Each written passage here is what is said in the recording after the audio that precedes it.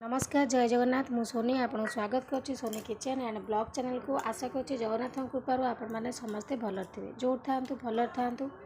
सुरक्षित था वीडियो को फास्ट टू लास्ट जाए देखुए जदि पसंद आसला लाइक करेंगे फ्रेंड सहित शेयर करेंगे आउ चैनल जदि नुआ अच्छा चैनल गोटे सब्सक्राइब करने तो डेरी ना चलते स्टार्ट करवा आज टिप्स अच्छी आपणकर फेस को लेकिन तो देखो ये मुझे दही आप घरे पकड़ा दही नियंतु ना मार्केट में मिलवा दही नियंतु जो दही ने चलो तो कड़े अच्छी लैक्टिक एसिड सी आम स्किन को पूरा मॉइस्चर रखी था स्किन को पूरा सॉफ्ट रखी था स्किन को ग्लो करें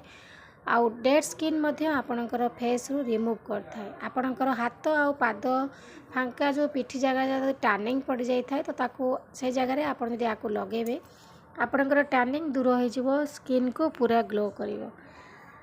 कड़े अच्छी एंटी इन्फ्लामेटरी प्रॉपर्टी जोटा कि आपणकर डेड स्किन को रिमूव कर स्किन को पूरा ब्राइट कर तो देखो ये मुझे कड़ ये आपणकर स्किन को पूरा हाइड्रेट रखिबो स्किन रो आक्ने मध्य दूर कर आपणकर फेस रे आउ डेड स्किन को रिमूव कर नुआ माने चमक गोट दब आपणकर फेस रे कड़े जो एंटी बैक्टेरियल प्रॉपर्टी अच्छी सी आपणकर स्किन रो सब बैक्टेरिया को दूर करें स्किन को पूरा प्रोटेक्ट दे था सहित आपणकर स्किन को पूरा सॉफ्ट आउ ग्लो रखी था तो देखो यहाँ गोटे नेचुरल रेमेडी आपको डेली आपणकर फेस रे यूज करें कौन से साइड इफेक्ट पड़ोनी आपणकर स्किन को पूरा सॉफ्ट ग्लो आउ दाग दूर कर झाइया पिगमेंटेशन टैनिंग पड़ जाते टैनिंग दूर कर तो सब प्रकार प्रोब्लेम आपणकर फेस रे ये दूर कर हाथ आउ पादरे आपको आप लगे पारे तो देखो ये मुझे प्रथम जिनसटी दही तो दही दिहरे आम कौन मिसेबा ये आपन को मुझे देखे नेबी तो तापर देखो मुझे टर्मेरिक पाउडर हल्दी गुंड तो दही सहित आम ये मिसई नवा हलदी गुंड ये देखो मुझे टर्मेरिक पाउडर हलदी गुंड रे एंटी इन्फ्लामेटरी प्रॉपर्टी अच्छी आउ एंटी ऑक्सीडेंट प्रॉपर्टी अच्छी हलदी गुंड हेल्प करता है आपणकर आक्ने को दूर करता है हाई पिगमेंटेशन को दूर करता है एवं स्किन को पूरा ब्राइट करने हेल्प करता है हलदी गुंड रे आपणकर फेस रे माने बैक्टेरिया को दूर करता है स्किन को मॉइस्चर रखता है स्किन को पूरा हाइड्रेट रखिबो स्किन को ग्लो करिवो तो देखो ये मु दही आउ हलदी गुंड को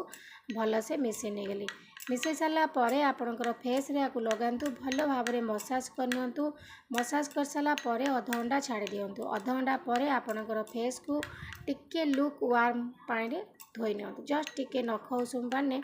आपण मुँह को धोई नेबे प्रत्येक दिन आपको आप लगे पारे जदि प्रत्येक दिन आपन को टाइम ना ताले सप्ताह को आप जहाँ भी थरे दुई थर आपको लगातु देखिए आपणकर फेस रो ग्लो आप निजे ही जानीपर केते सुंदर भाव में आपणकर फेस ग्लो कर तो देखो ये भल भाव में मिसई सारापर आपन को मुझे हाथ लगे देखे नौची आपणकर मुहर जदि आपको आप लगे ताले आपणकर फेस को प्रथम भल भाव में धोई नेबे मुहर कौन मेकअप रखिकी आपको लगेबेनी तो मुँह को भल धोई नेबे ना कंचा क्षीर रे गोटे तुला साहाय्य मुँह को पोछि पारे तो देखो ये भाव में लगे भल से मसाज करनियंतु एमती मसाज करा द्वारा आपणकर डेड स्किन जाक रिमूव हम तो देखो ये मसाज कर सारा पर अध घंटा छाड़देवे अध घंटा पर आपणकर फेस को धोई नियंतु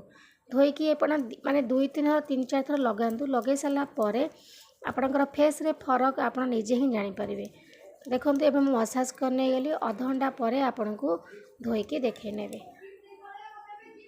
एबे देखो अध घंटा रखला परे मो हाथ को धोई नहीं धोई सारा पर देखिए आप जानीपारे केते सुंदर भाव में ग्लो करुच्ची तो यही भाव में आप सप्ताह को थरे ना 2 थर लगातु ना आप टाइम अच्छी आपको डेली लगे पारे कौन से साइड इफेक्ट पड़ोनी आपंकर स्किन रे आपको पुओ आ झील समस्ते व्यवहार करेंगे तो आशा करछि आज वीडियो आपको पसंद आसता तो लाइक करेंगे फ्रेंड सहित शेयर करेंगे आ चैनल जब नुआ अच्छा चैनल गोटे सब्सक्राइब करने तो आज मुझे विदाय नौची पुणी देखा आप सहित नेक्स्ट वीडियो से पर्यंत रोचे नमस्कार जय जगन्नाथ।